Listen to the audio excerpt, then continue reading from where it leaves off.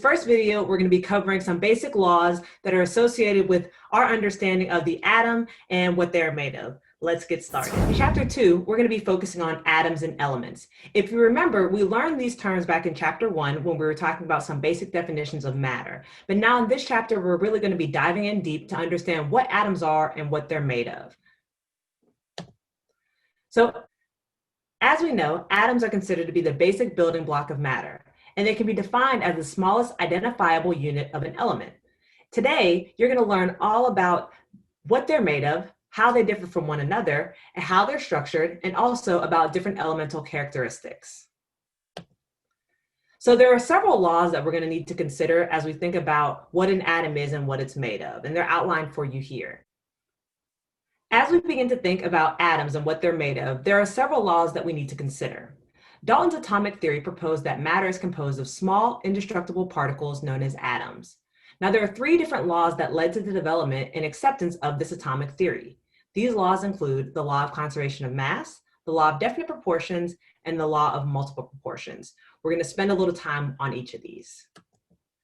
So if we first summarize John Dalton and the atomic theory, what he originally proposed is that each element is composed of a tiny, indestructible particles known as atoms. And he also believed that all atoms of a given element have the same mass and other properties that distinguish them from other atoms of other elements. We're going to learn in a few slides later that this is actually not true. He also proposed that atoms, when they combine, they do so in a simple whole number ratio to form compounds. And what's really important is that atoms cannot convert from one atom to another in a chemical reaction. Rather, what happens in a chemical reaction, atoms change the way that they are bound to one another to form a new substance. Now, the first law we're going to talk about is the law of conservation of mass. Now, we heard about the law of conservation of energy in chapter 1, and this has a pretty similar concept.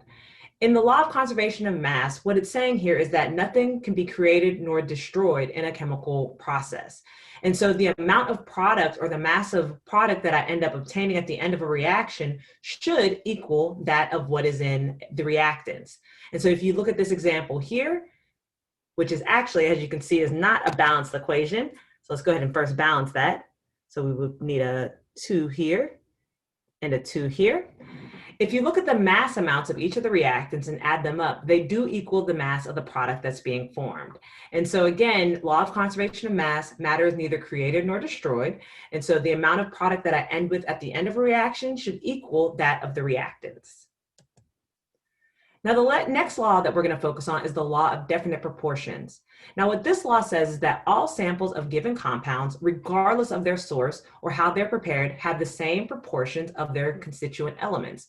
So that's a long sentence, really meaning wherever I get this compound from, if I'm saying it's that particular compound, like for example, water we know has a ratio of 2 hydrogens for every 1 oxygen. So whether I get water from my kitchen or from a lake or from some other source, the ratio of the atoms that is present will be consistent. So that is what the law of definite proportions is saying.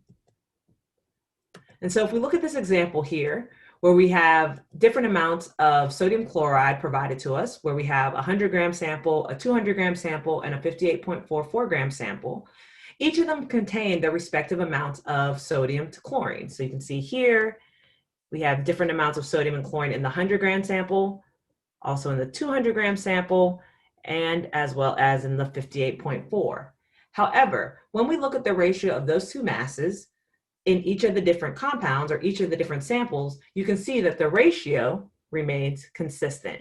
And so the law of definite proportions is telling us that the ratio of the atoms found within a substance, regardless of the source, will remain consistent. So let's try an example here. So it says, show that the 2 samples of carbon dioxide obey the law of definite proportions.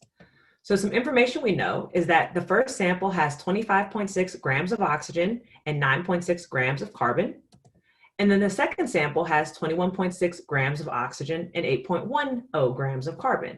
Now, to show that these 2 are consistent, we would want to look at the ratio between these 2 masses within each sample. So let's look at sample 1. In sample 1, we're going to take 25.6 grams of oxygen, and we'll divide it by 9.60 grams of carbon. When we plug that into our calculators, we see that we get 2.67 as the ratio. And so if these two are consistent with the law of definite proportions, we would expect that we will see this exact same ratio in the second sample. So if we take sample 2 and do its masses, and again, it's important to make sure when you're lining up these masses and doing this division step, you keep it consistent. So if I started with oxygen on top compared to carbon, in the second sample, I want to do the exact same thing. So now let's take 21.6 divided by 8.1. And once again, we do get 2.67. So what this shows us is that these two samples do obey the law of definite proportions.